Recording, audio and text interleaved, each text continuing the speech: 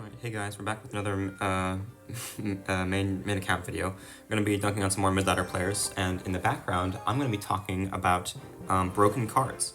So, Abdud released a video a couple hours ago now, talking about cards that he would delete from the game, and I watched that video. Good video, by the way, you should totally watch it. But when I saw that video, I have a lot more cards that I think that should be talked about in the conversation of cards that are just unhealthy for the game. So I'm going to talk about that. I'm just going to spend like an absurdly long amount of time talking about that right now. So yeah, first of all, Abdud talks about NATO. He says that NATO should be deleted from the game. I don't think NATO should be deleted from the game. Why don't I think NATO should be deleted from the game? So, well, the thing that makes a card delete worthy is that it is always going to be either too good or too bad. NATO isn't a card like that because it has lots of adjustable stats that we can change to make it not too good or not too bad. It has pull strength, it has radius, it has damage. So what I think that we need to do, and it also has pull duration, I think that what we need to do is we should give it a small radius nerf, give it back its damage that it had before, and then also get a small pull strength nerf. So it's shorter range, shorter radius, and weaker. But it pulls for more damage and slightly longer time. So all of these changes combined, what does it do? It makes it so that NATO can no longer activate a King Tower off of a Hog Rider without taking a Hog hit. Why is that important? That's important because right now, NATO is too good at countering some cards. With a slower pull speed, it won't be a hard counter to stuff like Hog Rider, Gob Barrel, all those things. You can't just NATO something off your... NATO shouldn't be such a good counter to all of those cards.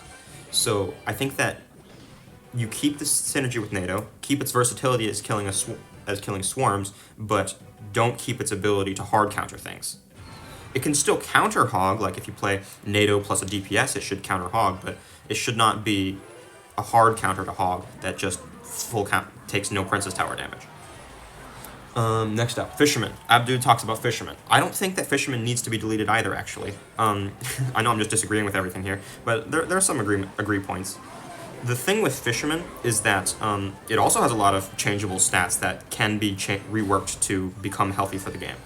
And one of the things that I think should be changed about Fisherman is that it should get a, what did I write? It should completely get its slow effect removed. I think that, first of all, that is the most important thing that we need to change about Fisherman. It should not pull. It should get its slow effect removed. So like right now, whenever it pulls something, it slows that thing down. And that's really, really good because it's basically just a really long stun and on top of killing the card. It shouldn't be able to just kill a card like that on top of stunning it. If they're going to pull it in, like, it's kind of like Gene in Brawl Stars, you know? I don't know if you guys play Brawl Stars at all, but Brawl Stars, Gene, he can pull brawlers in, but if you pull in the wrong brawler, you're going to get absolutely annihilated because Gene is not good close range. The Fisherman being able to not only pull enemies in, but also have an advantage on them inherently because of that slow, makes it so that the Fisherman doesn't even really have a weakness. The Fisherman should be weak to pulling in things that are too strong. It should be useful for pulling in rangers and useless at pulling in tanks. Another thing, I think that they should nerf the Fisherman's pull deploy speed. So like how long it takes before it pulls something. Or maybe even really just give it the one pull and then no more. Because that pull gets so much value. Maybe 2 or 3 pulls max. But that pull gets so incredibly much value and there's so little counterplay to it.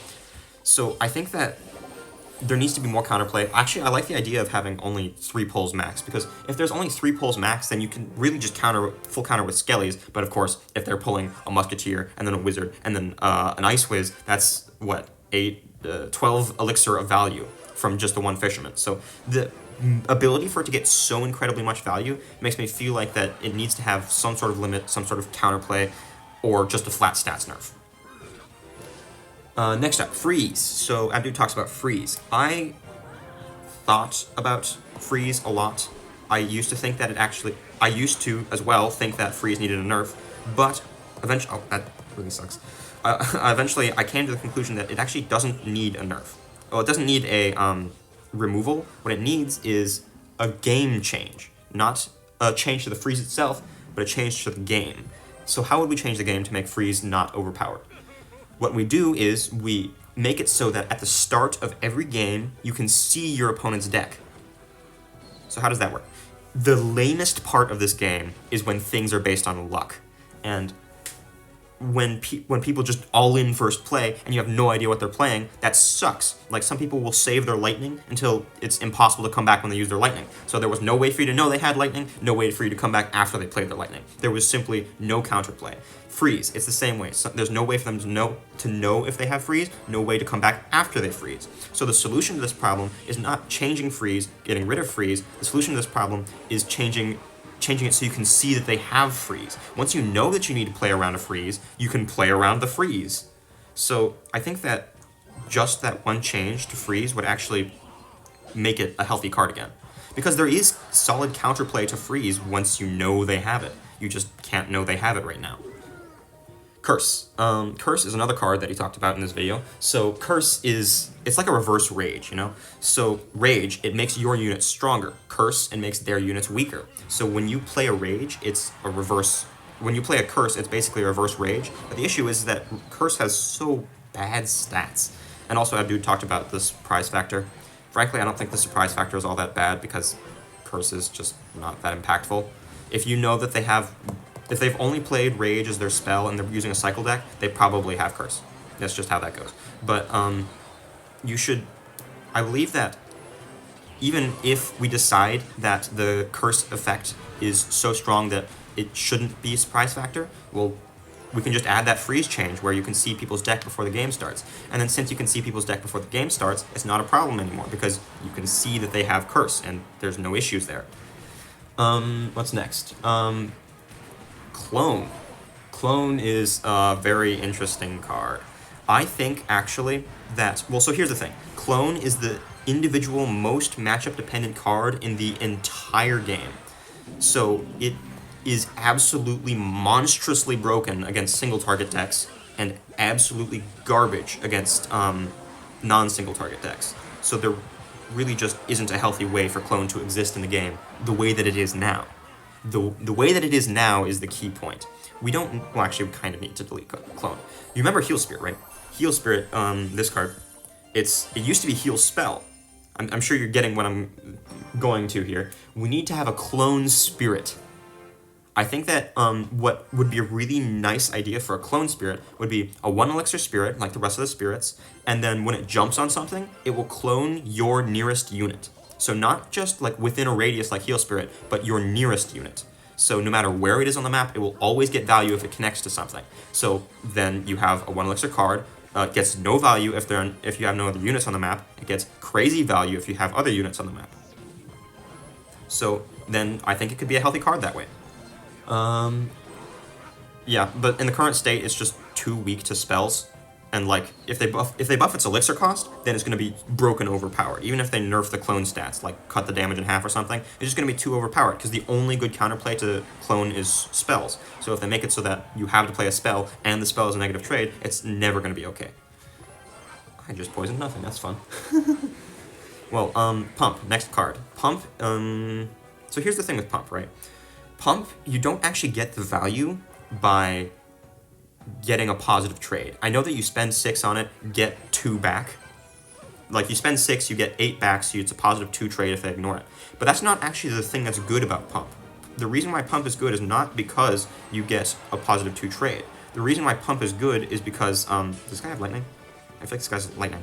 Okay, I'm gonna be expecting a lightning later this game. But, the reason why Pump is good is because you have a time in the game, like a minute 16 seconds. Oh, that sucks. Oh, well, you have a time in the game, a minute 16 seconds, where you actually have more elixir generation than your opponent does. And because of that extra elixir generation, then you basically are guaranteed to have an elixir advantage. Even, it doesn't matter if you had an elixir advantage before or after, sometime during the Pump's lifespan, you're going to have an elixir advantage, and it's going to be much more than just the 2 elixir.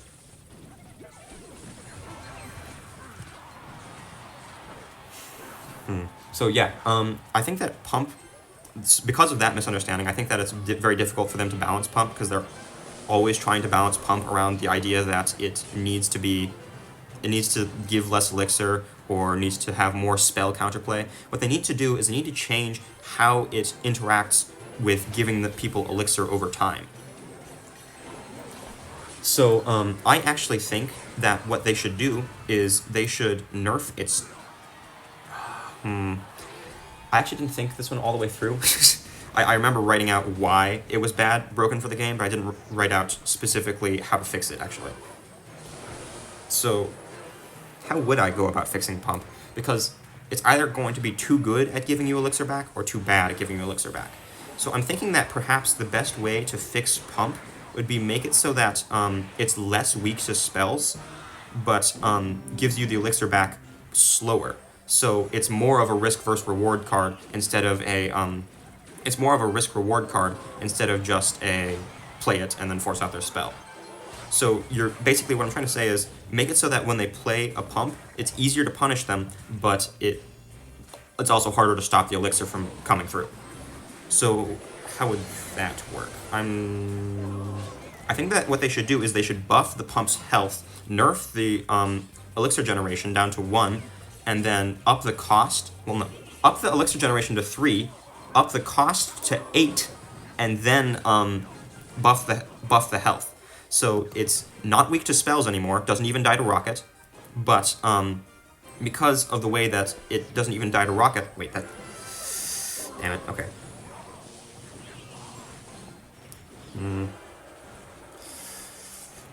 I need to have my gobs in hand there.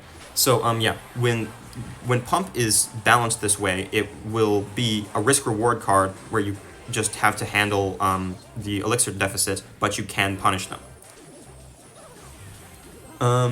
Mirror. I just flat out agree with Mirror. Abdud on Mirror. Mirror is never going to be healthy for the game. There is no purpose for Mirror that cannot be done better by other cards. If you need a deck with multiple swarms, play multiple swarms. If you need a deck that uses multiple tanks, use multiple tanks. It's never going to be good value to have a Pump. It's never going to be good value to use a Mirror in your deck.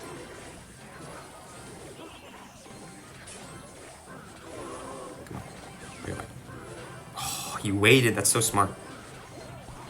Oh no, he didn't wait. Huh, okay. This is dangerous. I'm gonna musketeer the back. I have focus up here because things are happening. Okay, that's game. Whew. Okay, yeah, so we just need to flat out remove Mirror. Graveyard. Abdud wants to get rid of Graveyard. I think that Graveyard is okay. What we need to do is actually not change the RNG nature of Graveyard, but change it so skeletons can never spawn on directly on tower. So how do we do that? We change it so that Graveyard can only be placed with the full radius of the spell on the map. How does that work? So like, I think that this will show the correct Graveyard placement. So you see how the edge of the Graveyard is aligned with the edge of the tower on the right side of the tower there. So that means that skeletons can spawn directly on the tower and get damage like that. If we make it so that part of the Graveyard can never be off screen, then they have to play it centered on the tower. And if they are forced to play it centered on the tower and make it so that every skeleton always spawns on the edge, then it completely changes the nature of the card. It's still a card that you can build a huge push around and get a tower tanked for, but it's no longer RNG because they always spawn on the edge and they're never going to get free damage. I always hated the fact that Poison is supposed to be the hard counter to Graveyard, and Poison doesn't even counter Graveyard. It's going to get 200 to 300 damage consistently. Like, that should not be okay. So I think that Graveyard, the way it is, should not exist, but the way it can be is fine. So we don't need to get rid of it. But that's not it. That's not it. We've got a lot more cards to go through. That's everything in Abdod's video, but there's a lot more here. So, next up. Boss Bandit. What is the purpose of a Boss Bandit? What does she do that no other card can do? She can dash, but Bandit can dash. She can have an ability, but every champion has ability. There's 3-card cycle, but every champion has 3-card cycle.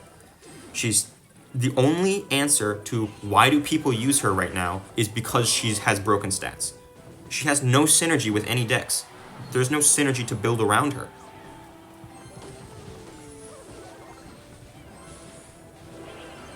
That sucks. Well, because of the fact that there's just no synergy to be built around her, she's never going to be healthy for the game the way she is, or not even the way she is. I honestly just think that she needs to be deleted because there's just no, her she is a new concept. It is an interesting concept, but it is not a concept worth having in the game. They need to understand that you need to make a good concept, but you can't make just any good concept. It needs to be a concept that fits. This guy's got a weird deck. Well, next up, xbow. Yeah, I really do think that xbow just can never be balanced. Maybe there's some rework, but I personally don't see it. What they need to do is they need to change. Well, so here's the thing about xbow, right? Xbow is a card that you need, as a cycle player, you need to have absolutely perfect micro to beat xbow as a cycle player. Unless you're playing an overpowered deck. But I don't play overpowered, so I wouldn't know. But so, because of the way that you need to be perfect to play against xbow is just so toxic against lower level players, because they just have no idea how to handle an xbow. Oh, I'm playing bad here. I should have played my knight way lower. That's my fault. Well, the vast majority of people are just never going to have know how to play against xbow, which is toxic.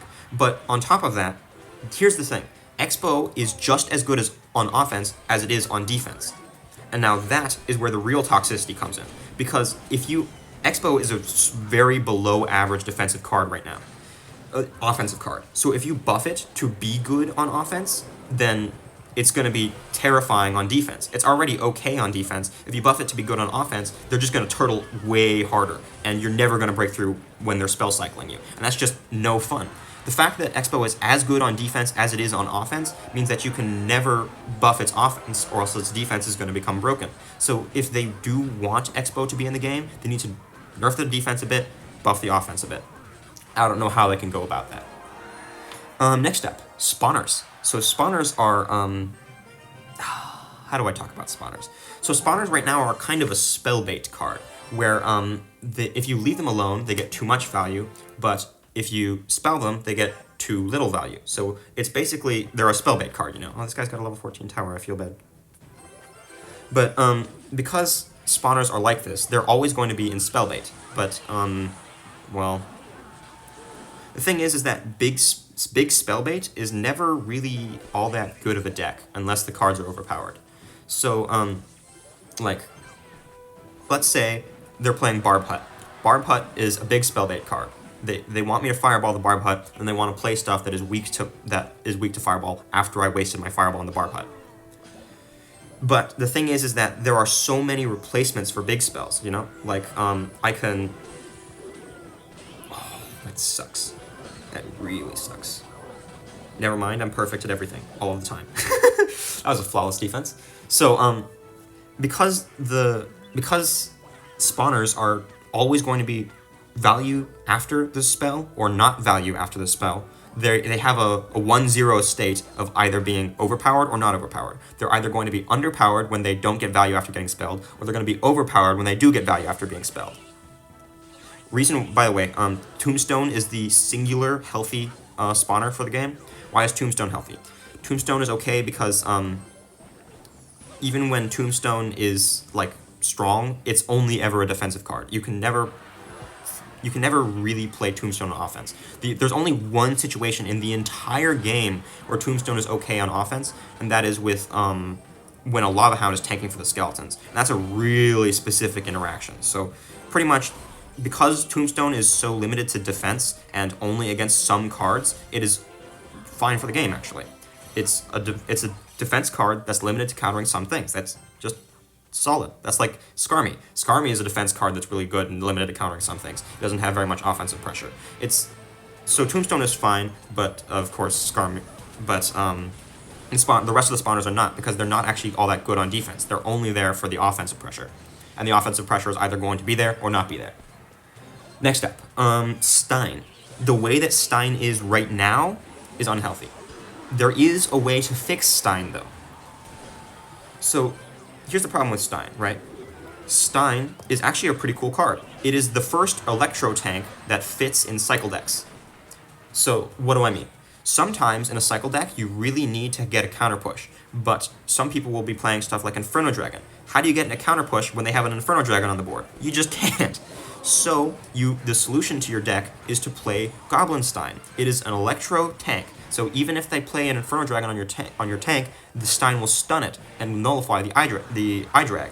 So Stein does have a unique purpose in the game that is worth having. What's the problem with Stein then? Problem with Stein is that it's got just way too good stats right now. Like, the stats that it has are just way too good for no reason. They shouldn't make Stein, on top of being an electro tank, also be a big spell substitute. Like, why did they make Stein's ability just so extremely strong? It's really easy to get Stein to connect to the tower, and it's really easy to get the Stein ability to connect to units. So it's just no drawback. There is no drawback to Stein. It's a big spell, it's a substitute for a big spell, on top of also being an electro tank. It should not be a substitute big spell on top of being an electro tank. It should just be an electro tank.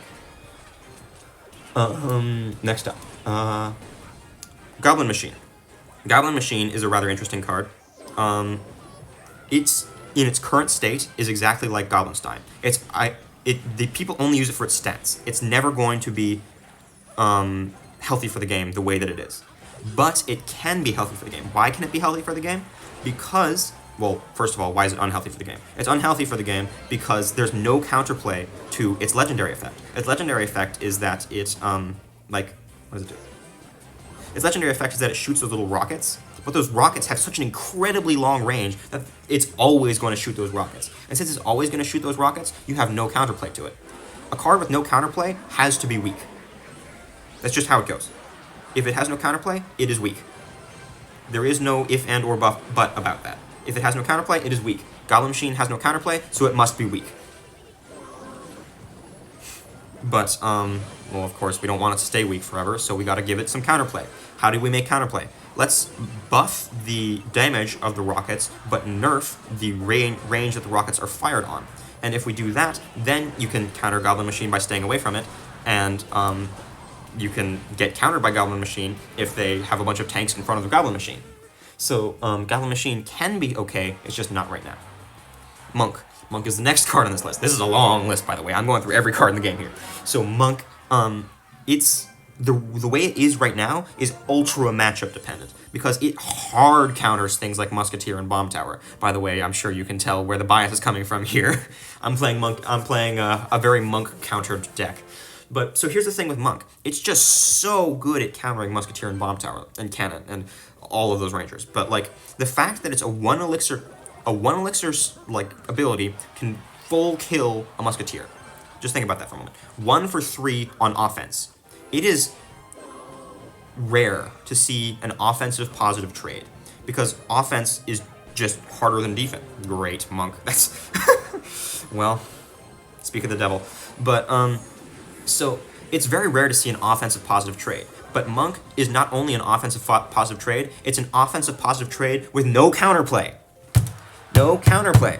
If they want to make Monk's ability be reflecting, they need to weaken it. But, of course, since it's reflecting, I think that we should make it better at reflecting, but weaker at killing. So how do we do that? What we do is we make it so that the Monk's ability deploys instantly. You tap it, he's instantly reflecting spells. He's instantly, reflecting damage. But the reason why it's not as good anymore is because of this. What he does is, even though he instantly starts reflecting, he doesn't reflect for nearly as long. So you cut down the ability duration, but you keep the reflect and make it start reflecting faster. Between those things, you'll make it so that Monk is actually finally a solid counter to stuff like Fireball and Rocket. If they Fireball, if they Rocket, you reactively Monk ability, and it will work. But, so that's like just a crazy good thing for the card, by the way. Just like making it so that it can actually defend spells without predicting them is going to be so good for Monk. But it does not, since the duration is down now, it doesn't full kill Musketeer, doesn't full kill Fire, it doesn't full kill Ken, doesn't full kill Wizard. It isn't killing things for 1 elixir. It's tanking, and it's tanking and weakening. So Monk is a case where it's okay for it to be strong, but they need to make it so that it's weaker. It's okay to have no counterplay, but they need to make it weaker. That's what I mean. I totally said that wrong. I'm expecting him to Monk ability here. I have to wait for him to finish his Monk ability and then Musketeer. That's just literally just my only counterplay. You notice here that I'm kind of down like an incredible amount of elixir. Yeah, Monk. My only counterplay was to Musketeer early, but because his monk. It was existing on the map. I had no way to monk early. Oh, that sucks. Okay, back to my musketeer. I'm actually going to knight opposite here because I know that he doesn't have any 3 elixir cards.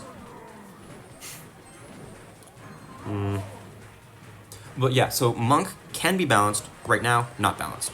He's ignoring that. That's not good for me.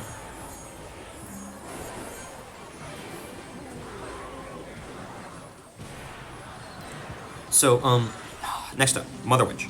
Mother Witch, honestly, I think she should just get deleted. Straight up. Just delete. Gone. From the game. Entirely. Why? She is so matchup dependent. She's even more matchup dependent than Clone, but there's just no counterplay. If you're in a matchup where you're countered by Mother Witch, there is no counterplay. And if you're in a matchup where Mother Witch is useless, she's ultra useless. I'm gonna try and pull the monk out of range of my bomb tower. That's nice. Okay. So she's either going to be the most overpowered card in the matchup, or she's going to be useless. There is no in between with her. She needs some sort of incredible rework to make her viable for the game. I don't think that's going to happen. So I think that she should just go.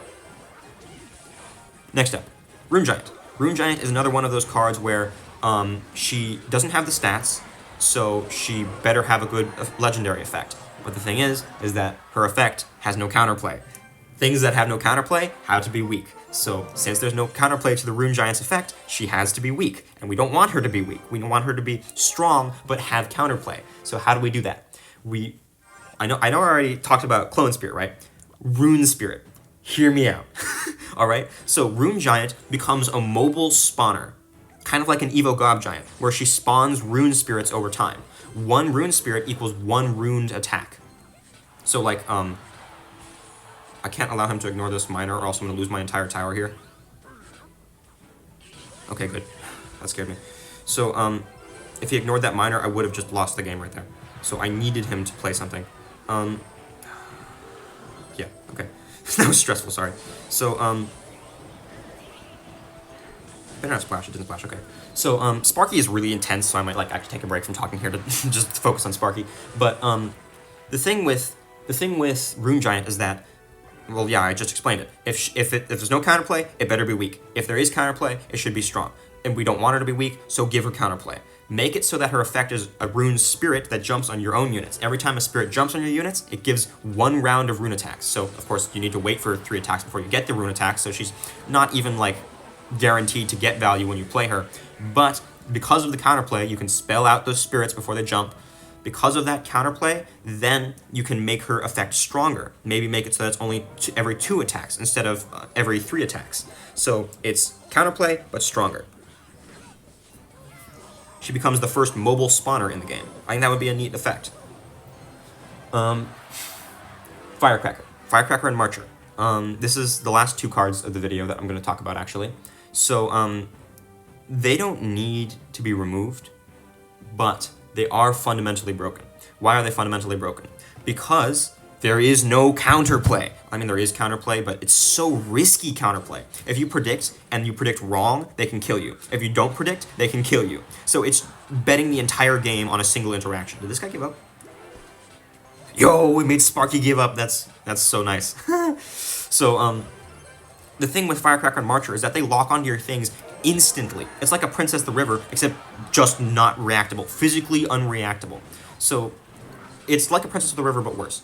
But because of the fact that it's like a Princess of the River, but worse, I don't think that we can solve it with just a deploy time nerf.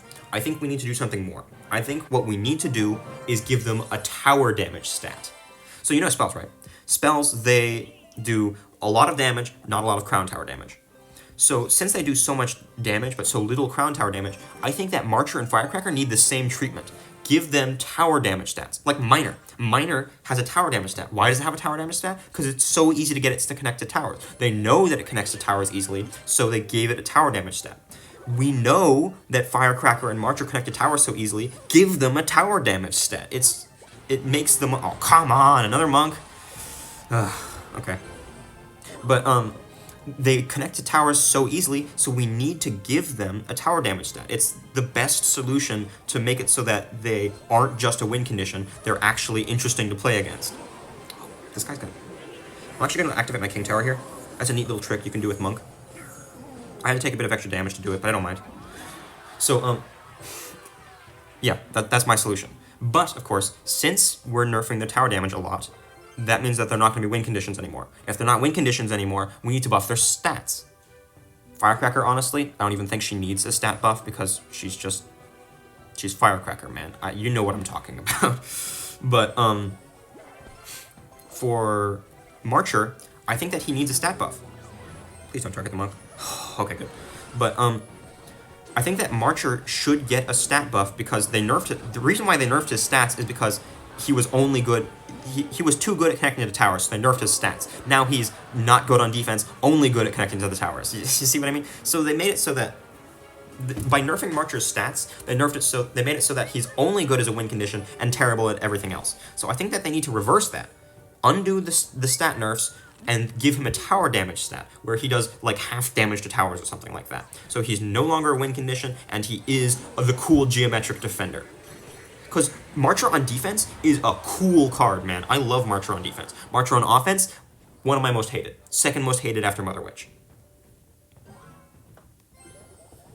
So yeah, pretty neat stuff. He's probably gonna monk ability this log, isn't he? He's not? You really should have abilitied that. Okay, well, so yeah, that's everything that I was planning on talking about in this video, so I guess I'll just focus on beating whatever this monk log bait cycle deck is.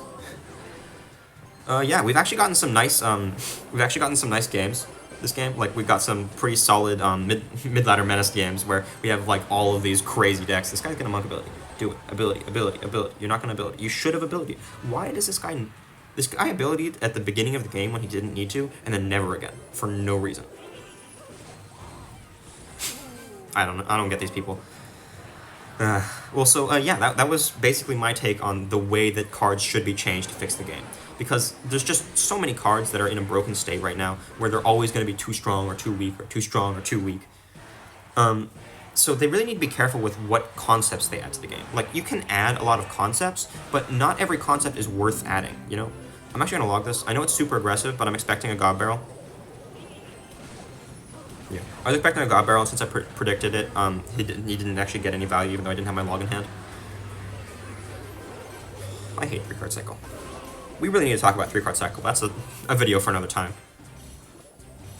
So, yeah, it looks like we're gonna finish off this game pretty nicely. I don't know what this guy's playing. He's got Monk, Spirit, Skellies, Musketeer, Cannon, God Barrel. Finally, a Monk ability. You see, like this, watch this Monk ability.